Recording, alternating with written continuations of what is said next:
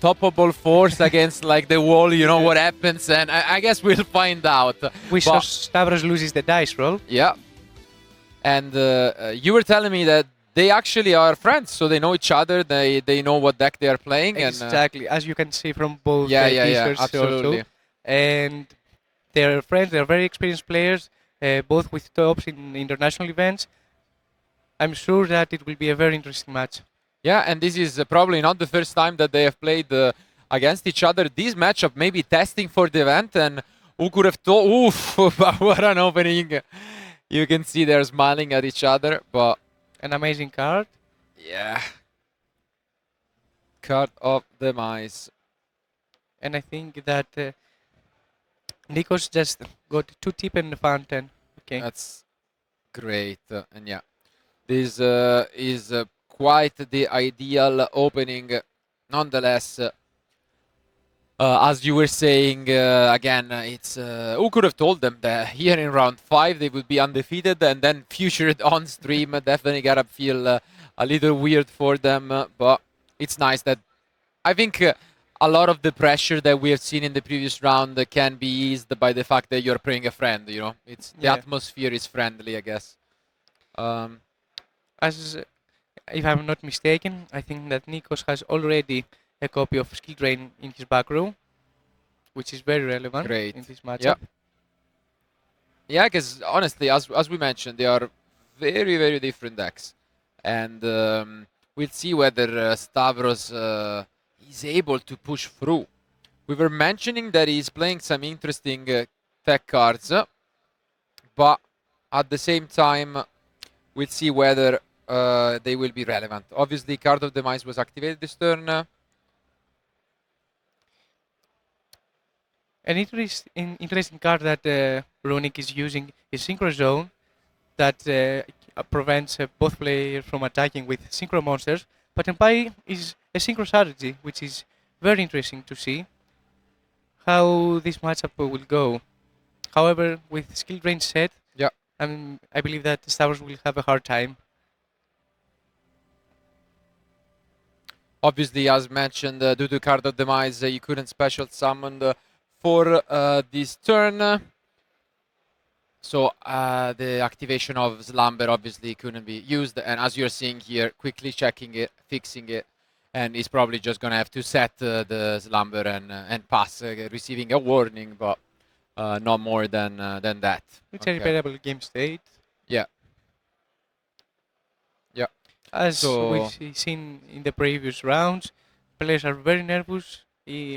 Also because the rounds, continue and they keep winning, and they feel nervous because they go more and more closer to the trophy. And also, of course, being on stream is very nervous. No, absolutely. But again, it's totally normal. It's nothing that gets too punished. It's simply something that you can quickly fix. He's probably gonna set either the tip or the slumber, probably the tip, I would imagine, and then discard the slumber in the end phase, and that's it. Yeah.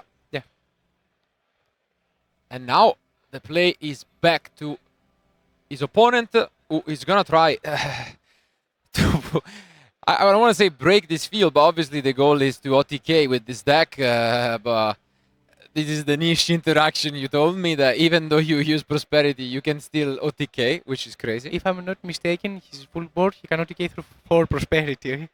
It's an amazing strategy. Which is just crazy to imagine, doing 16,000. But can work. So Stavros has, we can see from his list, he's searching for Lightning Storm because he's main decking it. Yeah, Lightning Storm, great tech card, but does not find it. I guess Ogre is decent if you don't need the engine. Yeah, just to try and get rid of the fountain, but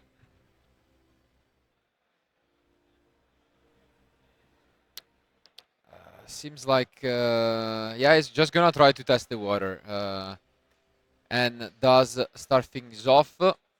Is there any response? So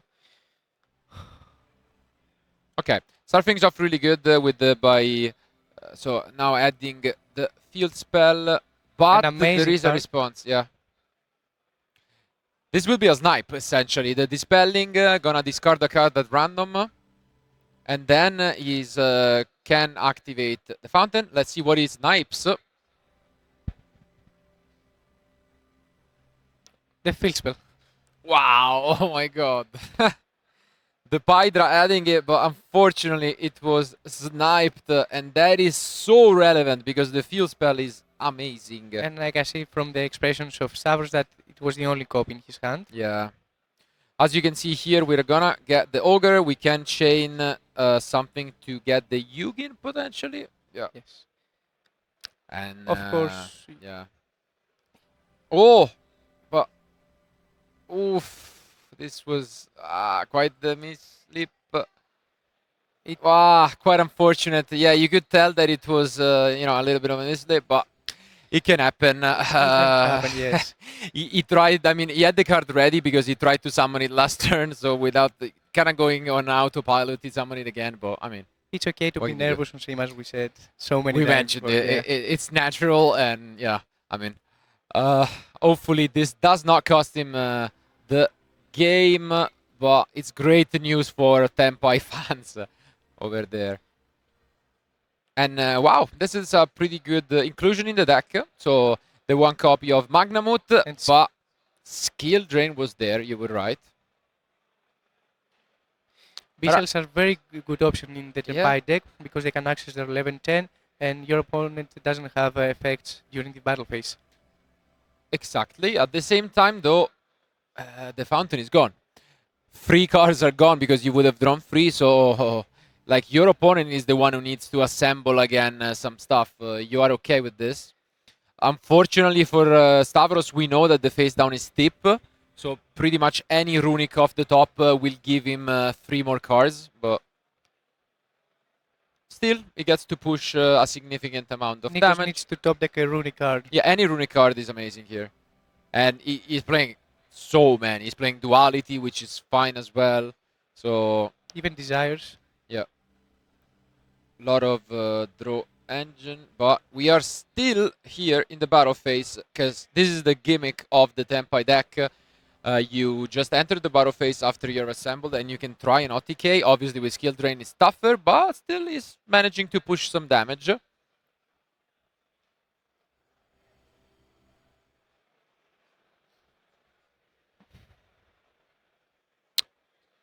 Yeah, both Fedora, Chandra.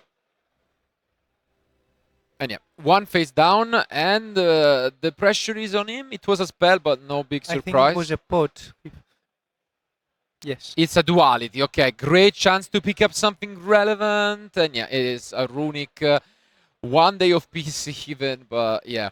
Synchro Zone, interestingly enough, obviously a tech card to slow the game down, but not that effective against the Tenpai because it's a synchro-based deck. Also, 1 day of peace is very interesting against Tenpai since they cannot deal any damage. But I do agree with the destruction being the best. You will then activate the tip to search for the other copy of Fountain. And a card that is semi-limited. Absolutely. And this just gives him so much advantage.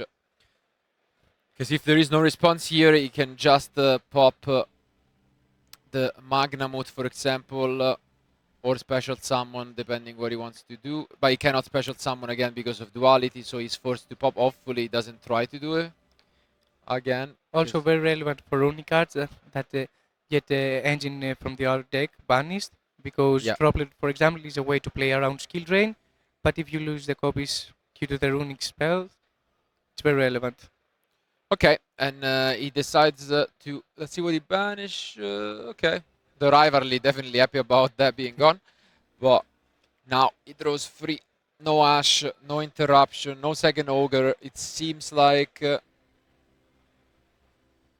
yeah, it will be allowed, and this changes the game significantly because now he's back in the driver's seat. So it's a duality, and I think a freezing curse, maybe. Freezing, yes.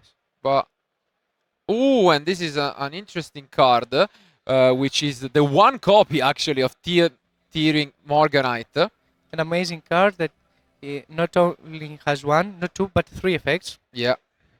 and definitely helps you play through your opponent's interactions, since it lets you draw two cards instead of your normal draw in the draw phase, Mhm. and also you can connect two normal summons. Not on that I think that he probably will need, but Yeah. Obviously, the most relevant is drawing two every turn, which is such a attrition war. Here, Stavros hoped that there was nothing relevant drawn, but this is brutal. He gets to draw three more cards yet again and just stole the game with Gary. Wow.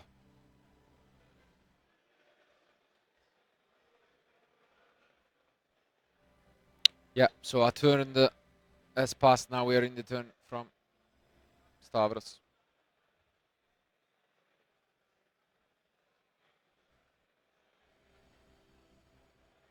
And he's not gonna continue his battle phase, instead move to the main phase 2. and I think he will Yeah, just make the leave erratic some. sphere and pass. Wow. Seal is an amazing card that can play under skill drain. Yeah. She's no longer on the field to bounce a card. But in the end phase, I think we are seeing this runic destruction. On a cross out, doesn't really matter, yeah. He's gonna allow it. Oof, and he loses a lot of The important first pieces. copy of Lightning Storm. And now he gets to draw two cards for his draw phase. Yeah, Yep. as you can see here, he's gonna draw a second card for the Morganite. Yeah, and honestly, at this point, I think Stavros can start considering whether it's worth picking up his cards at some point. Obviously, still only 11 minutes have passed, so no real need to rush, but... And I think the trap is a Gozen match. Wow, and this is another of the one-offs in the deck card I haven't seen in a lot. And it's the card Scanner, which basically allows you to declare a type of card, and then you look at the bottom cards. If it's correct, you add it to your hand, both for you or your opponent, and it works just amazingly with the Runick cards. So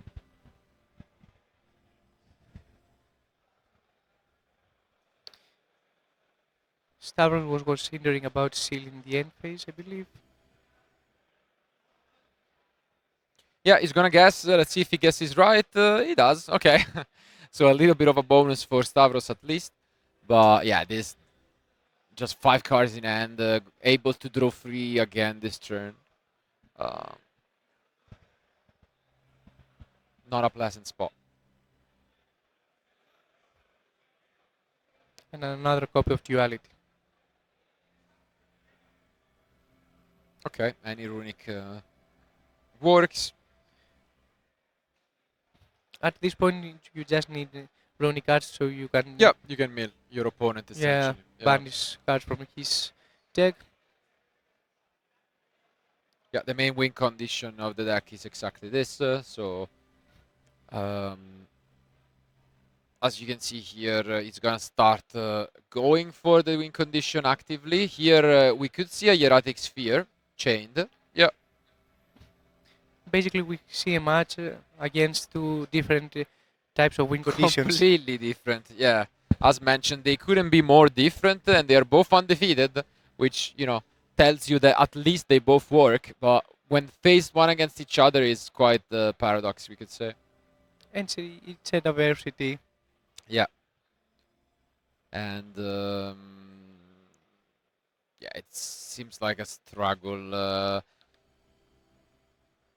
He can get to the other copy of Hydra, but Skill Drain is such a strong card in game And 1 when there are very few outs to it. Runick tip. So another card off the top.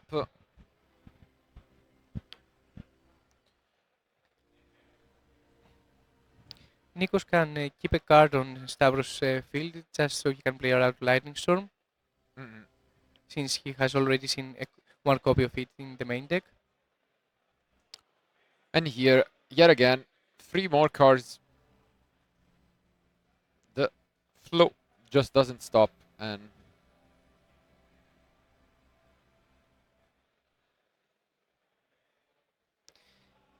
Nikos has generated so much advantage from throwing from in the draw phase 2 cards and also from the fountain. yeah, this is brutal. As you can see, play is back to his opponent, who I would be shocked if wouldn't start considering early on to just pick up his cards, because we know how good the Runick deck is when time is called. Literally any of the Runicks can just summon a way to gain life points, so you really don't want to be in a situation where it's game free and they go first with just a couple minutes remaining. So yeah. Okay, at least a little bit of hope here. Because I think the last copy of Fountain is now gone. Since with skill drain, the Gary is out of the question. So I think... this is very relevant. Yeah.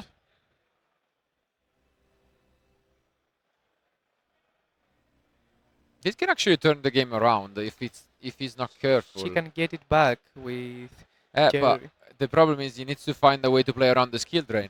Because with the skill drain, maybe now, as you can see, Stavros is actually counting the cards, because if he has more, then he might find a way. And ooh, the Lightning Storm is actually picked up. Wow, could we have an upset here?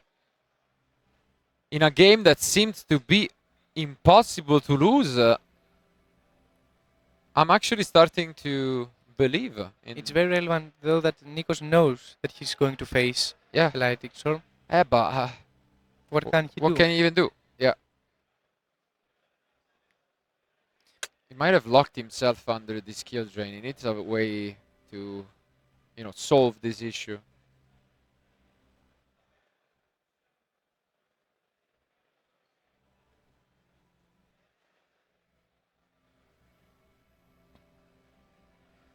A lot of pressure for Nikos, since now he has to decide what is the optimal move, because he knows that Lightning Storm is coming from Stavros.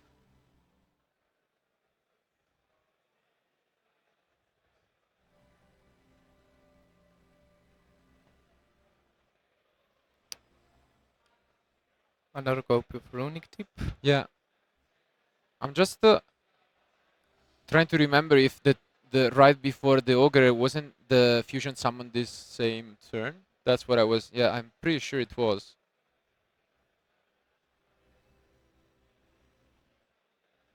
Okay.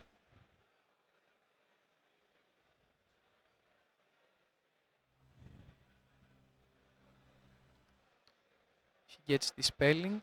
Yeah.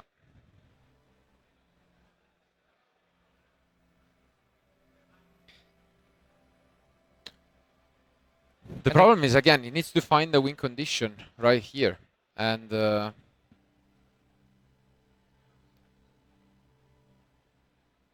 as you can see, he's trying his best to just get rid of cards.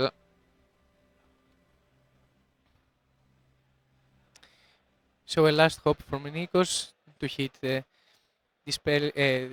Lightning Storm with Dispelling. He does not, and Stavros is very confident right now.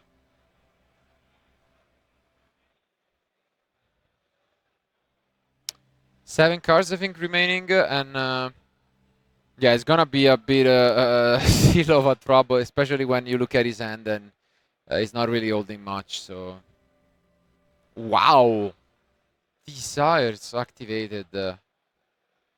Definitely not afraid, but he drew Synchro Zone and a second copy of Desires. Definitely not the greatest. Yeah.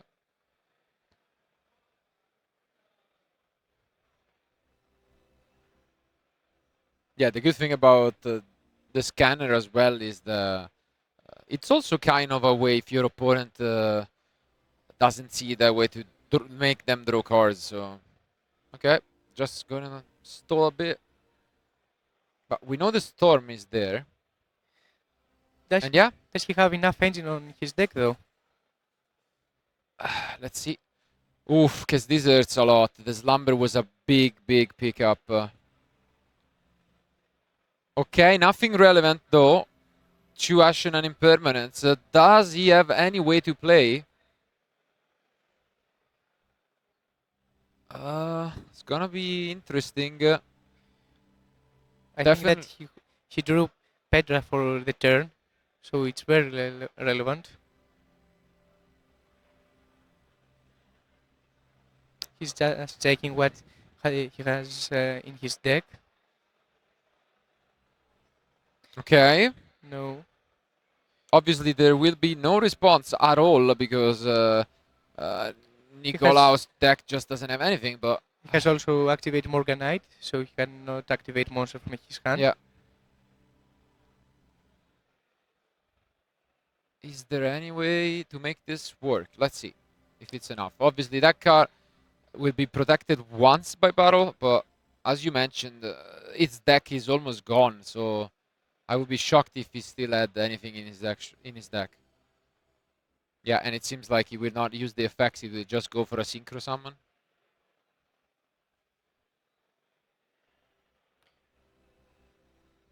He will special summon back from the graveyard.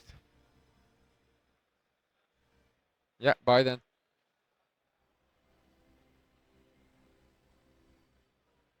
And then this can work though, because he's only at 38 left. So if he goes for it,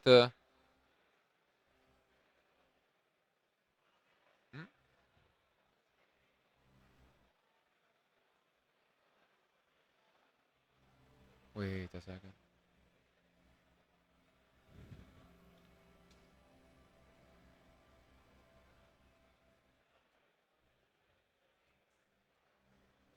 So now we see the trident that we talked about a bit. A very old card that... And that's it. He managed to do it. Oh my god, what a game that was. Left us kind of speechless there, and what an upset, honestly. Great stuff by Stavros. It seems like Nicolaus had everything he needed. There was no way he could have lost the game.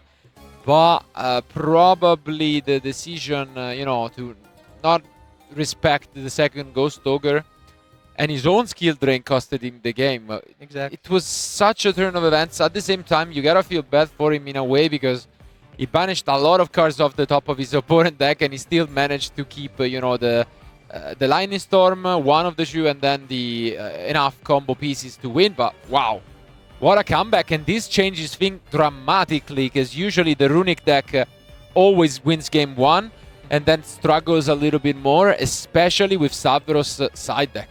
Because he has a lot of tools, right? He's prepared for Runick stand, and I believe that he can play around it in game 2 and game 3, since he's hiding 3 Gospel, 3 Cosmic Cyclone, and a Shifter, which is also a very good card to use, since your opponent loses all his spells and also cannot draw. Yeah, it's definitely seems like he's prepared. Makes sense because, again, as mentioned, they are friends. They have been playing together, so they probably know what's up. On the other end, though, Nicolaus will feel pretty bad about what just happened, and he has some generic tools. For example, the Solemn Judgment going first are pretty good. Grave of the Super Ancient Organism is an interesting one, because obviously against a synchro-based deck, the Synchro Zone is not that useful, but you still can consider it because some of the Tenpai monsters need to attack to do their effects. So it's a weird spot, but if they get to the synchro part, then the Grave is really good against them because it stops most of the effects. So it will be an interesting clash, I would say. But regardless, I want to give my odds to Stavros because incredible game 1 win and now really good side deck. I think he has the edge to come out on top. An interesting card that Nikos is using is Dogwood. I don't know if you can utilize it against the Stavros deck. Yeah, it's definitely something that you can consider because if they try and go for the big push, you just punish them really, really well. And I believe that Tenpai can notificate you through Dogwood, but it's a card to consider nonetheless. Absolutely. Do you think there is a universe in which Nikolaos goes second, just because he knows? I mean, it's No, I don't probably believe, impossible, right? Yeah. because the same cards will apply. Cosmic Cyclone it will be, Yeah. because I'm sure that Nikos knows that Stavros is using a Cosmic Cyclone. I So in would any say the same. case, he will probably prefer to have his Solemn Judgment. Absolutely. But here they are ready, and I do see a couple of traps, and he kept the Synchro Zone. He drew it alongside the skill drain, I think, but let's see now this duality. Obviously, trying to access his Runick engine. I think he will probably go for the Garmi only one, because it's a very useful card against Tenpai. Yeah, it's amazing, but he's already holding 2 trap cards, so I don't know if he can afford it. It's a big decision. I think, yeah, it's too strong to pass on. Yeah, makes sense. And you can see Stavros not too happy about that discover. If he has 2 Runicks, it's okay. But no, it's just gonna set 5. Wow, okay. Play is back to Stavros, and let's see if he picks up any of his side deck cards. He does have the Lightning Storm, but obviously, I mean, it doesn't take too much to play around that, but He's probably thinking wow. about Solemn Judgment. Interesting. He's gonna play it slow of his own, setting just a few cards and passing back to his opponent. Respecting Oof, and he picks up the Fountain. Probably the only activatable cards off the top, and that's a huge pickup. I think that he has Debarrer though, so he can call Fusion. And that was but I think the reasoning behind it was the Storm plus Barrier is basically game, because you prevent the Yugin. Obviously, they can have another one, but that was his strategy, and I think it made a lot of sense. I'm curious to see if Stavros gets rewarded for his patience. From Yeah. the previous rounds, we saw every time that any player that kept his patience and kept his card for the right moment got rewarded, and I want to see if it's the case right now. Do you think there was some merit for the Ghost Ogre being activated there, just to get rid of the Yugin? Because you know you have the Storm, right? It's an interesting spot here. Let's see how it's gonna develop, because now we see the Dimensional Barrier. As you mentioned, Yeah. he will try to activate the barrier, so Yugin doesn't have an effect. And now he goes for the Storm. Is there any response? Obviously, he reads it because He controls the card, Yeah. but it's not face up. exactly. And what an upset here. An amazing play from Stavros. If it goes through, it will be very, very good play. Yeah, it's just gonna try and check whether he can use the Yugin still. Probably gonna ask the judge about it, just due to the fact that, you know, it's kind of a unique protection effect.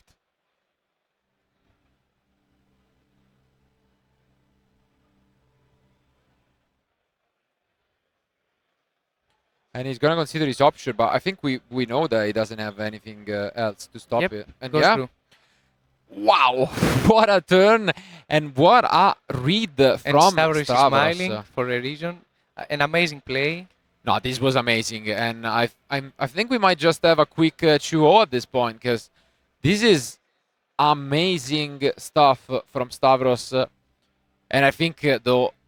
Yes, Yeah, this is fist it. bump. Just a quick fist bump, and what a win.